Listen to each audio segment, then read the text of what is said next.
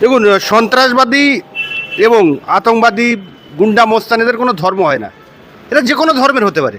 সেই জায়গায় আমাদের রাজ্যের যে বিজেপি সংসদ রয়েছে তারা লোকসভায় গিয়ে বলছে যদি 10-12 বছর এরকম চলতে থাকে এটা বাংলাদেশ হয়ে যাবে, আর এই সব সমস্ত কিছু মুসলিম সম্প্রদায়ের মানুষ এই সবগুলো অত্যাচার মানুষের উপরে চালাচ্ছে।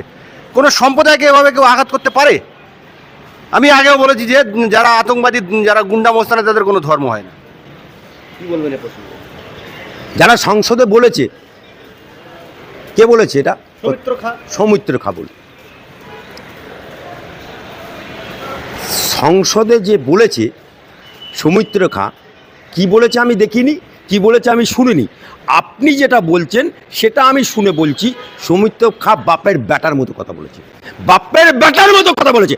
আজকে যত জায়গায় লুট থেকে আরম্ভ করে, তারাস থেকে ভোট লুট থেকে শুরু করে সমস্ত কিছু, নাম কার? মুসলমান। নাম কার? আব্দুল জব্বার। নাম কার? আব্দুল সাব্বির। এই জেসিবি মালটাকে, সেও মুসলমান। শাহজাহান, সেও মুসলমান। আজকে যত ভোট লুট হচ্ছে, করছে কারা? মুসলমান। এই চোপড়াতে কয়েকটা মুসলমানের জন্য সবাইকে কি দায় দেওয়া যায়? কয়েকটা মুসলমানের জন্য দায় নেওয়া যায় না, এটা একদম সঠিক কথা। কিন্তু লেট মি ফিনিশ। কয়েকটা মুসলমানের জন্য সমগ্র মুসলমানকে দায়ী করা যায় না, কিন্তু পর পর পর পর পর পর একের পর যদি ঘটনা ঘটতেই থাকে, আর সেই ঘটনা যদি বারবার মুসলমানদের নাম আসে, মুসলমানদেরকে সন্ত্রাসবাদী বানানোর জন্য মুসলমানরাই তো জড়িত। হিন্দুর কি দরকার আছে? আজকে ভোট লুট কোনো হিন্দু করছে? নো। আজকে ঘরছাড়া করছে কোনো হিন্দু করছে? মুসলমান করছে। আজকে যে কুঞ্চি দিয়ে মারা হলো, কে করেছে? সেই মুসলমান করেছে। আজকে আরাবুলকে জেলে পাঠালো, কে পাঠালো? কোনো হিন্দু পাঠিয়েছে? সে তো সেই শওকত মোল্লা করেছে। আজকে যে 15 বছরের বালিকাকে, নাবালিকাকে বিজেপি করার জন্য টেনে হিঁচে নিয়ে গেল 1 কিলোমিটার, কে করেছে? হিন্দু করেছে? মুসলমানকে। অর্থাৎ মুসলমানরা কাজ করবে আর বললে পারেই দোষ। এই ভারতবর্ষকে এনআরসি অবিলম্বে পশ্চিমবাংলায় চালু করতে হবে, এবং এই ভারতবর্ষকে হিন্দু রাষ্ট্র হলে দুহাত তুলে বাংলার মানুষ আশীর্বাদ করবে। আপনিও চান হিন্দু রাষ্ট্র? অবশ্যই। তাহলে আপনি কোথায় যাবেন? পাকিস্তানে না? কেন যাবো? ভারতবর্ষ হিন্দু, কোনটা হিন্দু নেই ভাই? প্রধানমন্ত্রীকে, আপনি আইনজীবী। Let me finish. প্রধানমন্ত্রীকে হিন্দু, রাষ্ট্রপতিকে হিন্দু, সংসদ পুরো 542-এর মধ্যে সংসদ 500 জনের ওপরে কে? হিন্দু। এসপি কে? হিন্দু। ওসি কে? হিন্দু। এসডিও কে? হিন্দু। শুধু নামটাই তো দরকার, তার নাম নিয়ে ধুয়ে খাবে? তাই সবই যখন হিন্দু, তার হিন্দু রাষ্ট্র হতে আর কি দোষ আছে? হ্যাঁ, এটুকু হবে, যারা লুট বাহিনী করে খায়, যারা মুসলমানরা জোর জবস্তি করে, এইগুলো বন্ধ হবে।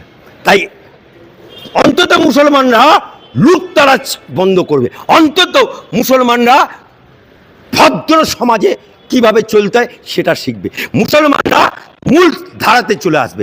আজকে মোদিজি যেটা বলেছে, এক হাতে কোরআন, এক হাতে ল্যাপটপ, এটা চালাতে শিখবে।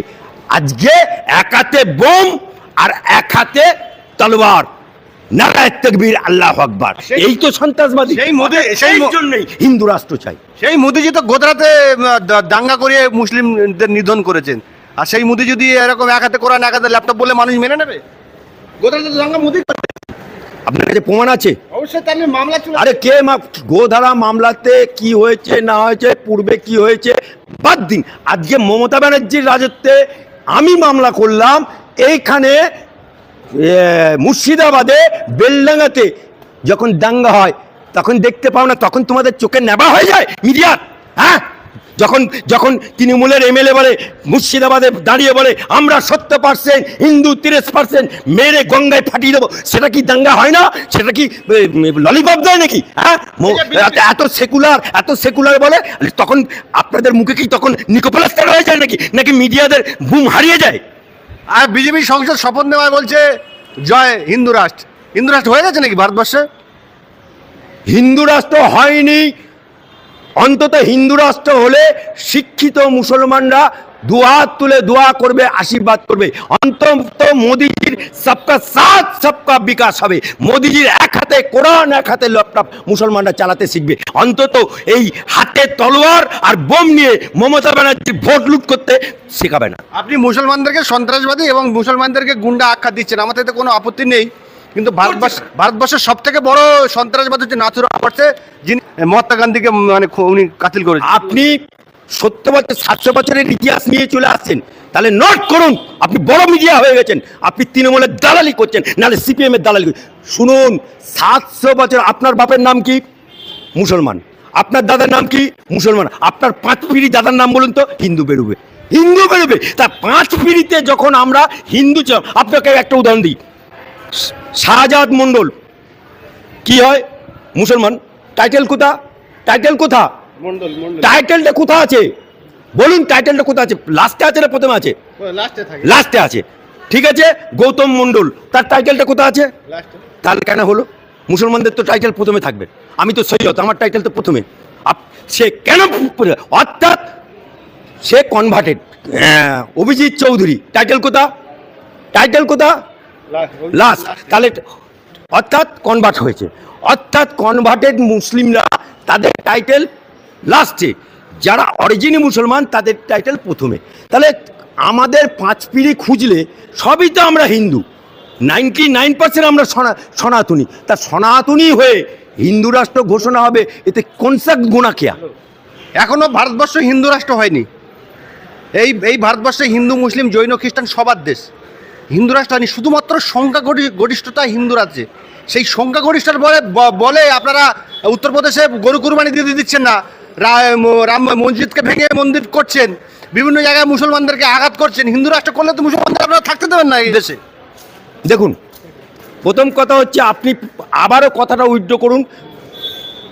আজকে যে মন্দির হয়েছে সেটা মহামান্য সুপ্রিম কোর্টের নির্দেশ হয়েছে। আজকে ভারতবর্ষে যে বাবরি মসজিদ নিয়ে যে গণ্ডগোল হয়েছিল, আজকে এটা তো বলছেন না মন্দির হয়েছে, মন্দির হয়েছে।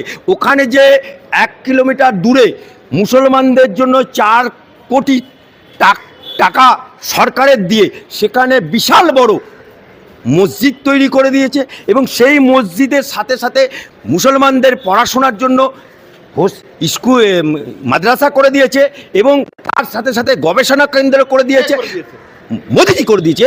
এই রায়ে দেওয়া আছে, মহামান্য সুপ্রিম কোর্টের রায় হয়েছে। তাহলে মন্দির যখন হয়েছে, পাশে মসজিদে হয়েছে। অর্থাৎ নজরুলের ভাষায় 1 বিনতে 2টি ফুল, হিন্দু মুসলমান। অর্থাৎ এক জায়গায় যেমন মন্দির হলো, ঠিক পাশে সেখানে মসজিদ করে দিল। সেটা কে করে দিল? সুপ্রিম কোর্টের রায়ে। সেখানে সরকার থেকে এই যে মন্দির, মসজিদ, আজকে বহুত কোরআন হাদিসের মুসলমানদের কথা। কোরআনে বলেছে, হাদিসে বলেছে যে মসজিদ বিতর্কিত হবে, যেখানে দীর্ঘদিন ধরে নামাজ হয় না, সেই মসজিদে নামাজ পড়া যাবে না। কারণ কোরআন বলছে যে আমার কাজ আমি অন্যকে দিয়ে করি নেব। তাই আপনারা তো আল্লাহকে মানেন, তা আল্লাহর হুকুম হয়তো হয়েছে যে ওখানে মন্দির হবে, আরেকটা জায়গায় মসজিদ হয়েছে, তাই সুপ্রিম কোর্টের রায়ে এটা হয়েছে। আল্লাহকে যদি বিশ্বাস করেন তাহলে মেনে নিন, তাহলে সেটাকে নিয়ে ল্যাপড়া লাগাচ্ছেন কেন? আপনি বলছেন যে নরেন্দ্র মোদী বলছেন এক হাতে কোরআন, এক হাতে ল্যাপটপ।